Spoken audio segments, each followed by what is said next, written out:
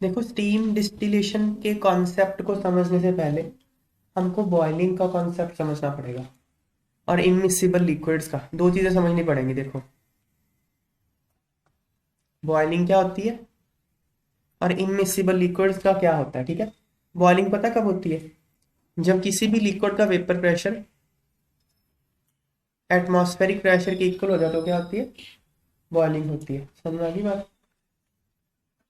अब अगर आपने ये ले लिया,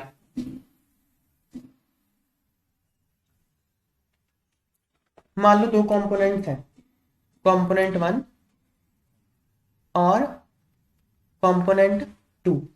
ठीक है, बाहर प्रेशर है पी 80 एम, एक्सटर्नल प्रेशर कितना है? P 80 M. अब आप ये बॉयल कब करेगा? कंपोनेंट वन और कंपोनेंट टू बॉयल कब करेगा? जब इसका वेपर प्रेशर पी 80 एम के, इसका मान लो, मैं ऐसे मान लेता हूँ, सुनो, रूम टेम्परेचर है 25 डिग्री सेंटीग्रेड। ठीक है, 25 डिग्री सेंटीग्रेड पे इसका वेपर प्रेशर है P1, इसका वेपर प्रेशर है P2। अब P1 तो P 80 एम से कम ही है। मुझे अगर P1 को P 80 एम के इक्वल करना, मुझे क्या करना पड़ेगा? हीट करना पड़ेगा। तो ये कब बॉयल करेगा? जब इसको मैं हीट करूंगा, और हीट करने पे क्या होगा? P1 जो है, P1 तो नहीं रहेगा वो, मतलब इसका वेपर प्रेशर P 80 एम के इक्वल हो जाएगा। ठीक है, अब मैंने क्या किया, इन दोनों को मिक्स कर दिया। मिक्स करके एक नया मिक्सचर बना लिया, इसमें दोनों है 1 और 2। ये इमिसिबल लिक्विड है। इमिसिबल है मतलब मॉलिक्यूलर लेवल पे मिक्स नहीं होते पूरी तरह से, इमिसिबल है ये। तो क्या होगा, अब इसका वेपर प्रेशर पता है कितना होगा? P1 + P2। ये कॉन्सेप्ट होता है इमिसिबल लिक्विड का। अगर इमिसिबल हो लिक्विड ना आपस में, जैसे तेल और पानी है, आपस में मिक्स नहीं होते। अगर इमिसिबल हो तो उनका वेपर प्रेशर क्या होता है? इंडिविजुअल कंपोनेंट्स के वेपर प्रेशर का सम होता है। समझ आई बात? अब मुझे बताओ, क्या मुझे इसको कम हीट नहीं करना पड़ेगा? सिर्फ कंपोनेंट कंपोनेंट टू तो मान लो वाटर है, कंपोनेंट टू तो मान लो वाटर है, ठीक है ना? कंपोनेंट वन को मुझे कम हीट करना नहीं पड़ेगा, बताओ यहाँ पे, क्योंकि इसका प्रेशर कितना हो गया? P1 + P2। सिर्फ कंपोनेंट वन पे फोकस करो। 25 डिग्री सेंटीग्रेड पे यहाँ पे कंपोनेंट वन का प्रेशर P1 था। मैंने टेम्परेचर चेंज तो नहीं किया, मैंने सिर्फ उसमें पानी डाल दिया। उसका प्रेशर कितना हो गया? P1 + P2। बिना कुछ करे ही वेपर प्रेशर बढ़ गया ना उसका। समझ में आ रही है बात? अब मुझे इसको कम हीट करना पड़ेगा P 80 एम तक ले जाने के लिए। ये बात समझ में आ रही है? नहीं समझ में आई बात? इसकी वैल्यू कर लेते हैं हम लोग। मान लो इसकी वैल्यू है 760 टॉर। ठीक है, 760 टॉर है इसकी वैल्यू। इसकी वैल्यू मान लो 300 टॉर है। मुझे वैल्यूज एग्जैक्ट नहीं पता वाटर की। और इसकी मान लो 400 टॉर है कुछ। 400 नहीं होती वैसे, चलो जो भी, ठीक है ना? समझ में आ गई बात? अब मुझे इसको 300 से 760 ले जाने के लिए मान लो हीट करना पड़ रहा था कुछ। तो मान लो ये 25 डिग्री पे वैसे तो है, मान लो ये बॉयल कर रहा है 80 डिग्री सेंटीग्रेड पे। ठीक है, अब टेम्परेचर कितना, अब वेपर प्रेशर कितना होगा मिलके? 700 टॉर हो गया ना? 700 टॉर से 760 ले जाने के लिए मुझे बताओ कम हीट नहीं करना पड़ेगा? यहाँ पे आपको इतना हीट करना पड़ रहा था। कॉमन सेंस है यार। यहाँ पे आप 300 से 760 लेके जा रहे हो, यहाँ 700 से 760 लेके जा रहे हो। हीट कम कहाँ करना पड़ेगा? यहाँ पे लेस हीट करना पड़ेगा ना। इसका बॉइलिंग पॉइंट कम हो जाएगा। अगर ये 80 डिग्री पे बॉयल करता है, हो सकता है 60 डिग्री पे बॉयल कर जाए। ये बात समझ में आ रही है? ये होता है। तो अगर आप इनमिसिबल लिक्विड्स को मिक्स कर देते हो तो दोनों लिक्विड का बॉइलिंग पॉइंट कम हो जाता है। क्यों कम हो जाता है? क्योंकि दोनों का वेपर प्रेशर ऐड हो जाता है। और बॉइलिंग कब होती है? जब आपके लिक्विड मिक्सचर का बॉइलिंग पॉइंट, सॉरी, बॉइलिंग तब होती है जब लिक्विड मिक्सचर का वेपर प्रेशर P 80 एम से ज्यादा हो। ये कॉन्सेप्ट है स्टीम डिस्टिलेशन का। तो क्या होता है स्टीम डिस्टिलेशन में, देखते हैं। ठीक है, ये बॉइलिंग का और इसका कॉन्सेप्ट समझ में आ गया, इमिसिबल लिक्विड्स का। देखते हैं अब स्टीम डिस्टिलेशन, देखते हैं क्या है।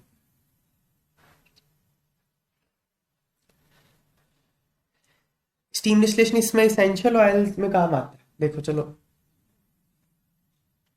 If a liquid component decomposes at its boiling point.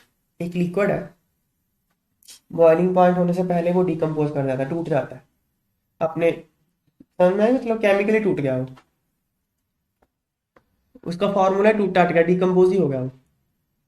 ऐसा लिक्विड है। Which method can you choose for its purification, तो उसकी प्योरिफिकेशन के लिए आप कौन सा मेथड चूज करोगे?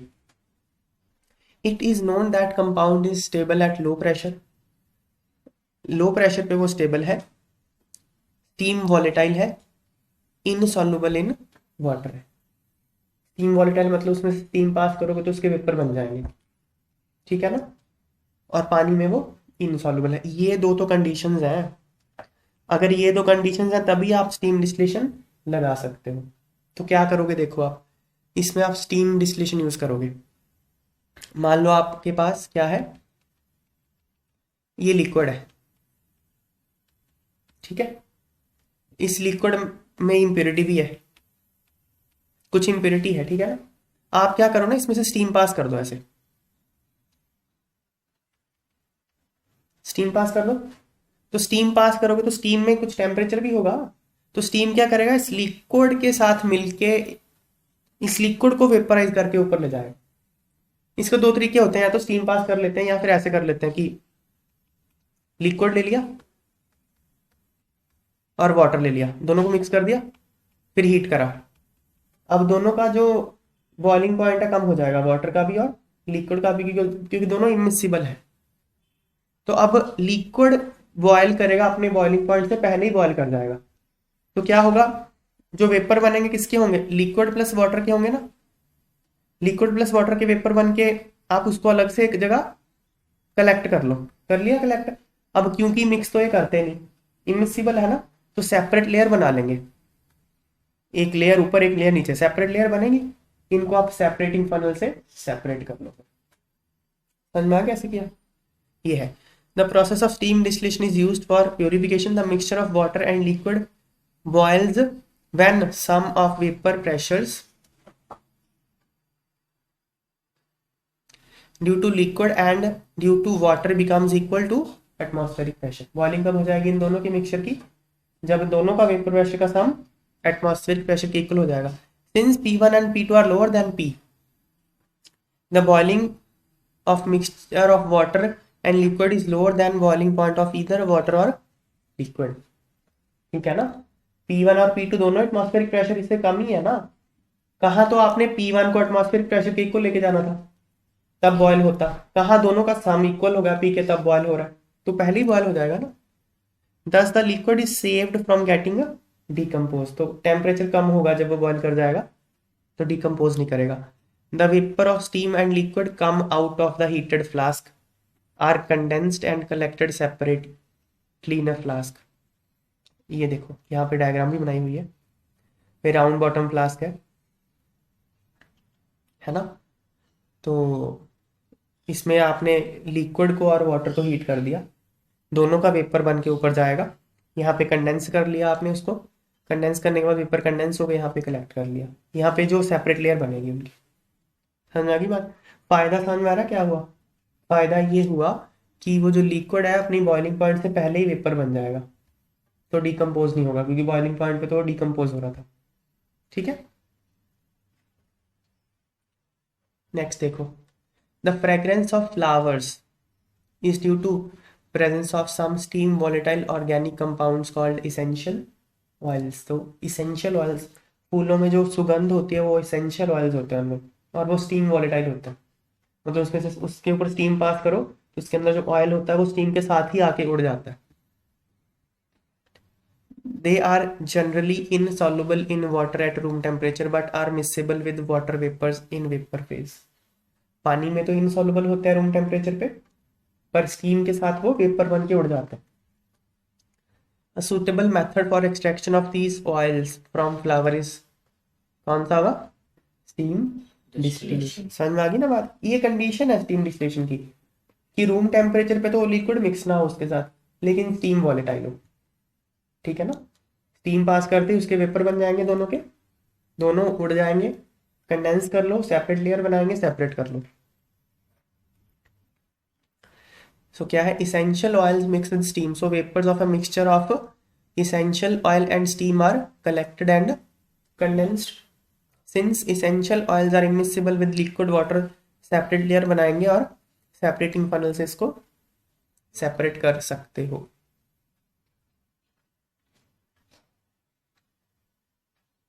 अगला देखो, a liquid with higher boiling point decomposes on steam simple distillation but it can be steam distilled for its purification, explain how it possible. वही बात रिपीट हो रही है ना। वो बोलते हैं कि अपने बॉइलिंग पॉइंट पे तो वो लिक्विड टूट जाता है, डिकम्पोज कर जाता है, पर आप उसकी स्टीम डिस्टिलेशन कैसे कर सकते हो? इसलिए कर सकते हैं क्योंकि जब आप उसको स्टीम के साथ मिक्स करते हो तो दोनों का जो मिक्सचर है वो बॉयल करता है लोअर टेम्परेचर पे। क्यों लोअर टेम्परेचर बॉयल कर गया? क्योंकि दोनों का वेपर प्रेशर एक लोअर टेम्परेचर पे ही इक्वल हो गया एटमॉस्फेरिक प्रेशर के, बिकॉज अब दोनों का सम हो गया वेपर प्रेशर का। तो बात रिपीट हो रही है, ठीक है। सेपरेटिंग फनल कौन सा होती है? सेपरेटिंग फनल ऐसे होती है, एक फनल ले लो ऐसे,